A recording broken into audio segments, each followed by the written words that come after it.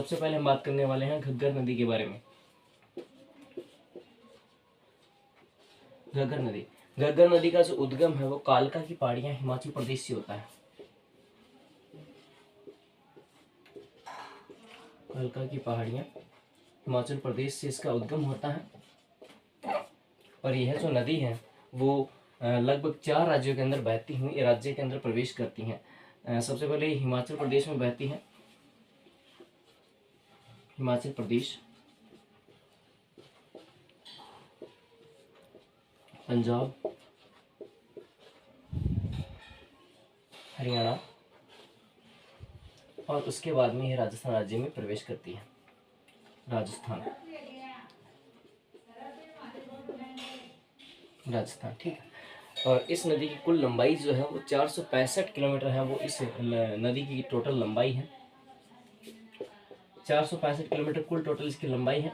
और 100 किलोमीटर जो है वो यह नदी राजस्थान राज्य में बहती है। 100 किलोमीटर राजस्थान राज्य में ये नदी बहती है। और इसके बाद में मैं बात करूं तो हनुमानगढ़ के टिब्बी नामक तहसील से जो है वो यह नदी राजस्थान राज्य में प्रवेश करती है। हनुमानगढ़ जिले की टिब्बी नामक तहसील है।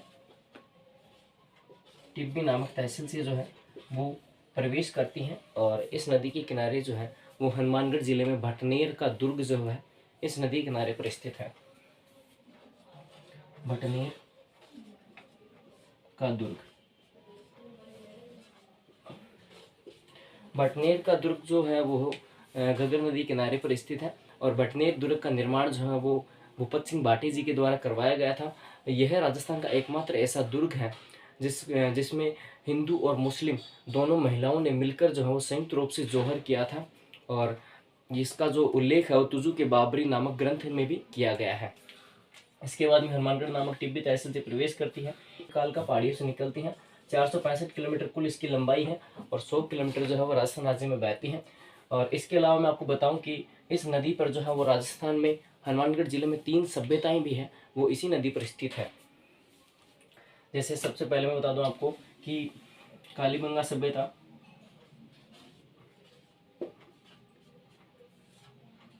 पीलीबंगा,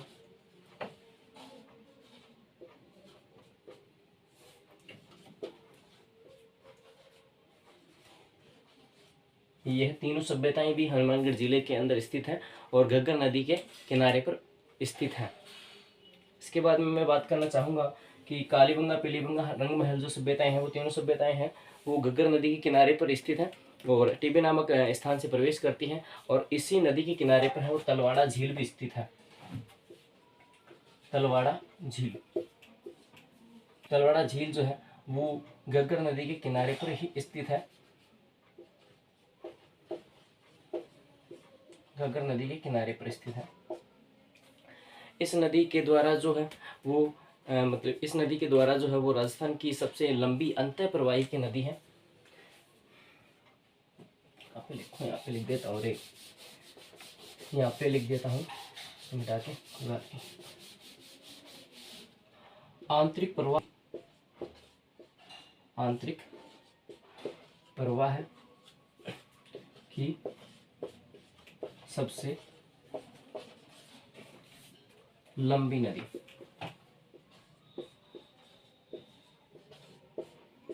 इसके साथ ही जो है वो ये राजस्थान की आंतरिक प्रवाह की जो है वो सबसे लंबी नदी है और इसका उद्गम मैंने बताया है। और इसके साथ ही जो है वो ये राजस्थान राज्य में श्री गंगानगर और हनुमानगढ़ जिले में बहती हैं। और इस नदी के किनारे स्थित जो शहर है वो शहर है अनूपगढ़, अनूपगढ़, सूरतगढ़ और हनुमानगढ़।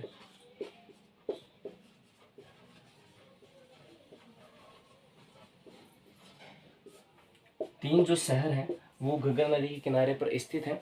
इस नदी को जो है प्राचीन काल में सरस्वती नदी के नाम से जाना जाता था। इस नदी को जो है वो प्राचीन काल में सरस्वती नदी के नाम से भी जाना जाता था।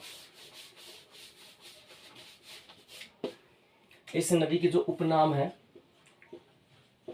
उपनाम वो है वाहिंद नदी। इसे वाहिंद नदी भी कहा जाता है, नट नदी भी बोलते हैं, और प्राचीन ऋग्वैदिक कालीन ये नदी होने के कारण इसे सरस्वती नदी भी कहा जाता है।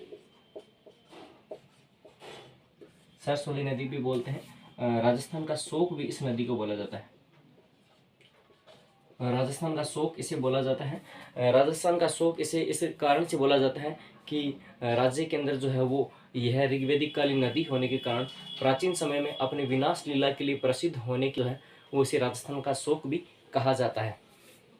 इसका जो प्रवाह का क्षेत्र है, प्रवाह नहीं, अपवाह का जो क्षेत्र है, अपवाह है, अपवाह का क्षेत्र हनुमानगढ़ जिले में इसका अपवाह का क्षेत्र जो है उसे नाली कहा जाता है, नाली कहते हैं। और इसे ही जो है वो पाकिस्तान के अंदर हकरा कहा जाता है, हकरा के नाम से भी जाना जाता है, हकरा भी कहा जाता है। राजस्थान में बहने के पश्चात जो है वो यह नदी पाकिस्तान में प्रवेश कर जाती है और पाकिस्तान में इसका अंतिम स्थान है जिसे हम अब्बास फोर्ट के नाम से भी जानते हैं, अब्बास फोर्ट,